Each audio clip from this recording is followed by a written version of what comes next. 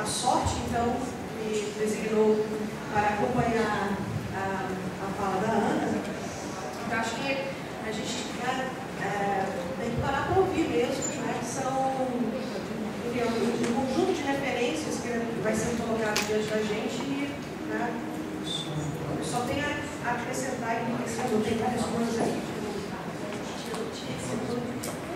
Então, agradeço a sua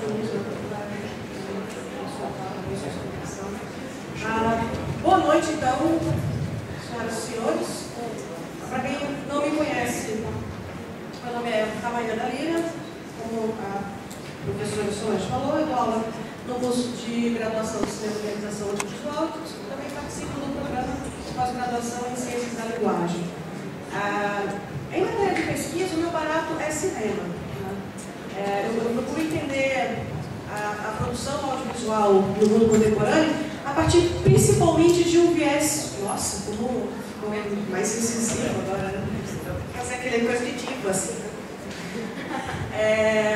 Mas principalmente através de um viés político, né? E pensando, né, os desdobramentos políticos do debate que proposto na ciência e cultura, eu gostaria, né, de fazer uma intervenção breve até, né, eu preparei aqui, para a gente ter um espaço depois para discutir, né, com vocês, que eu acho que é também um grande ganho da noite. Então, assim, o que eu estou fazendo, né, vou apresentar para vocês, na verdade, é uma fala um pouco alterada, que eu já havia feito uns 5 meses atrás, um evento que aconteceu aqui em Florianópolis, que infelizmente não foi tão divulgado, mas é um evento muito importante chamado Arte.move, né, que é um evento de divulgação da relação das mídias portáteis digitais, estamos falando de telefone celular, né, porque a patrocinadora é a Claro, mas a relação, né, das mídias digitais portáteis com a produção de cultura, tá? O celular mesmo pensado como um modo de fazer e disseminar cultura. Então eu vou adaptar um pouco para pensar, né, também aqui juntos essas possibilidades, essas conexões. Então vou ler para evitar diversações que são uma especialidade minha. Bom, eu acho que, como eu falei, né, pensando politicamente, né, a gente precisa estar atento para o que nos passa.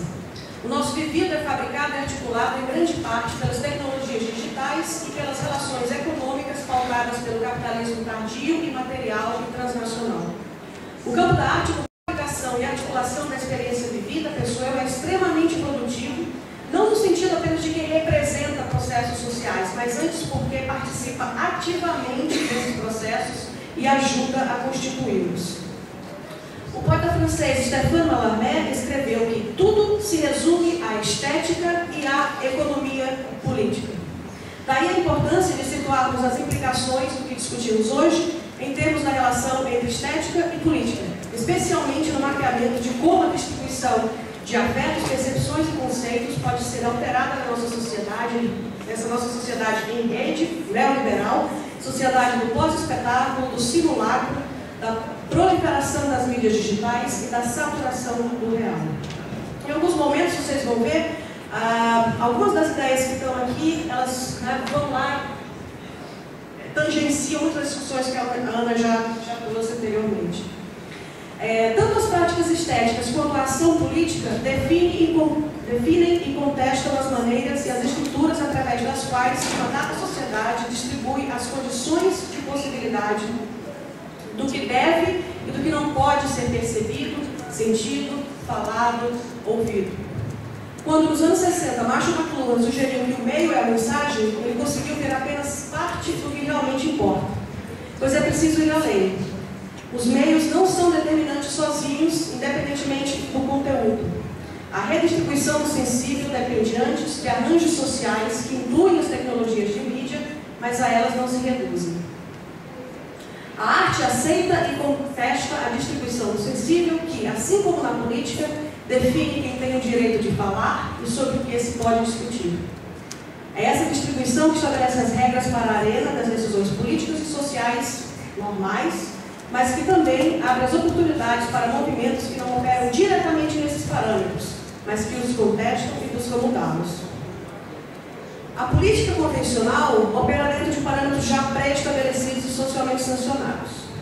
Tais parâmetros, no entanto, são trabalho de polícia e não de política, que, pensado aqui, representa um desafio à distribuição oficial do sensível. Arte e política trabalham juntas na encenação e contestação dessa partilha, reconfigurando-a e trazendo à tona potenciais ainda não realizados.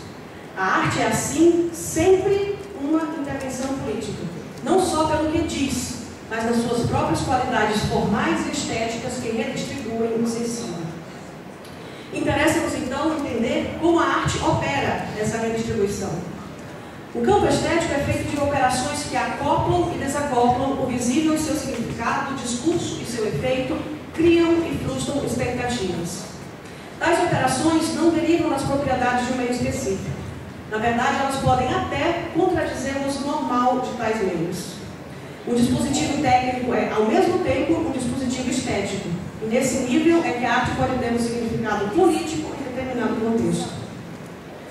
Existe uma tradição de emancipação que reconhece a capacidade de qualquer um, mas que, infelizmente, foi contaminada na tradição crítica por abordagens sobre o império da mercadoria e a impossibilidade de resistência. É possível reconhecer essa estratégia já na burguesia do século XIX, amedrontada pelos efeitos do acesso popular aos meios de consumo, o que potencializaria a redefinição por qualquer pessoa do seu mundo vivido. Esse medo burguês expressou-se, ou ainda se expressa, na preocupação paternalista com o perigo que ameaçava os pobrezinhos, cujos cérebros eram, ainda são, incapazes de lidar com as multiplicidades do mundo. Em outras palavras, a capacidade foi transformada em impotência.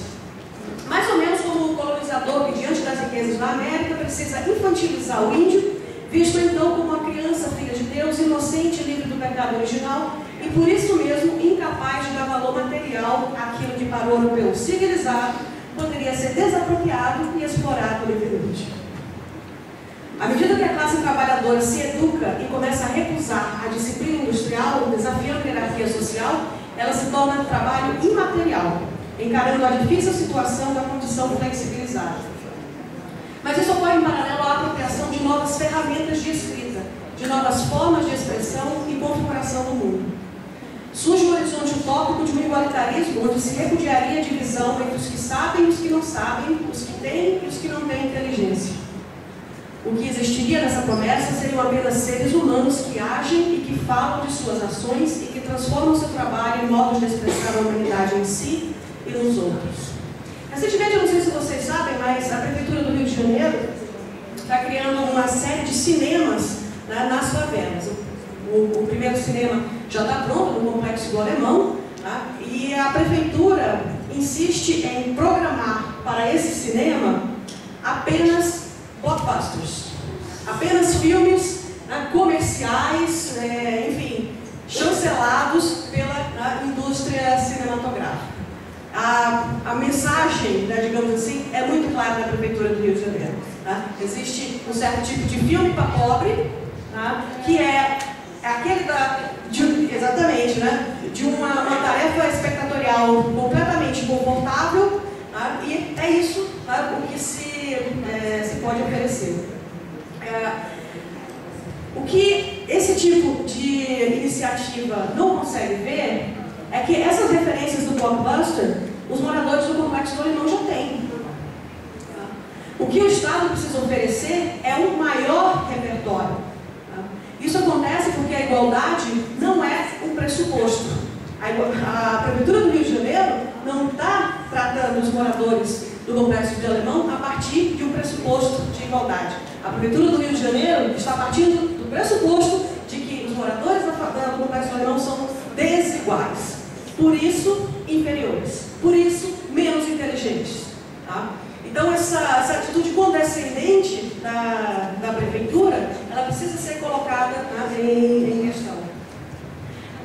O que é que teria que ter havido aí? Né? Teria que ter havido a pressuposição da igualdade, né, para que, a partir desses objetos sensíveis, que são os filmes, fosse feita com outros critérios que não de um certo cinemão, né, que, como eu falei, acaba se tornando aí um cinema para pobre, tá? Um lance completamente deslocado de condescendência, né, de discurso desigualitário. Bom, eu acho que é importante revisar essa relação entre estética, política e economia, principalmente em tempos como os nossos, onde sabemos mostra-se a importância e o papel estratégico das novas tecnologias para a reprodução do sistema econômico vigente e, para tanto, a necessidade que esse tem de controlar os impulsos criativos nessa área. Não é à toa que o trabalho artístico, né, que eu chamo de trabalho criativo, venha a ser tomado como modelo para o processo produtivo. E é até mesmo esperado que ocorra uma acomodação de tais impulsos e interesses do capital. Diante desse diagnóstico, é preciso evitar uma espécie de inscrição conservadora das artes que, ao desviar a atenção para os efeitos tecnológicos, dissimula, sobreste do novo, a recolocação do arcaico. Buscamos antes uma inscrição realmente contestadora que produza novos devires estéticos e, com isso, devires sociais, possibilitando a emergência de novos campos expandidos.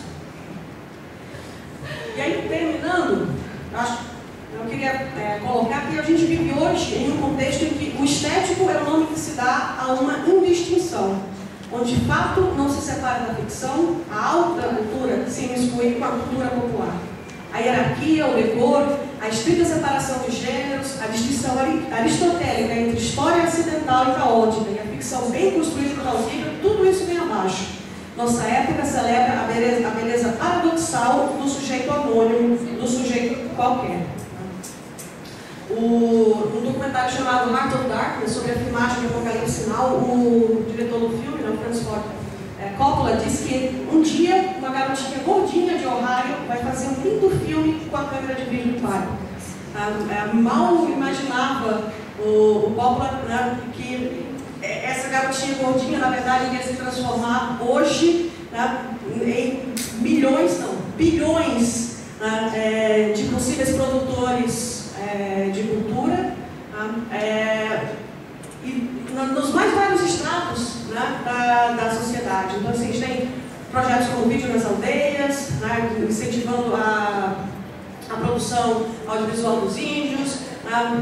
O YouTube está pleno, né, dessas produções audiovisuais caseiras, mas que atestam pela sua própria existência uma reconfiguração desses espaços de produção e veiculação da cultura. Então, eu acho que o nosso tempo, a nossa época, ela instiga, ela demanda, ela exige, né, que o espaço da academia se abra e comece a pensar seriamente, né, nessas possibilidades de trocas que vão acontecendo, que vão se abrindo. Tá? Bom, a princípio era isso que eu queria dividir com vocês. Né? Esse é um texto que, na verdade, ele continua mais um pouquinho, mas eu vou encerrar por aqui. Na verdade, ele foi escrito a 18 mãos. Né? As minhas, e a do Jacques Rancière, do Gilles Deleuze, do Félix Guattari, da Patricia Clough, do Brian Massumi, do Robert Stan, da Ella Schultz e do Steven Xavier. O problema é que eles não sabem, né, que eles ajudaram a escrever esse texto, mas eles ajudaram. E aí agora, né, passar para a Fátima depois e esperar a contribuição de vocês para o debate. Muito obrigada.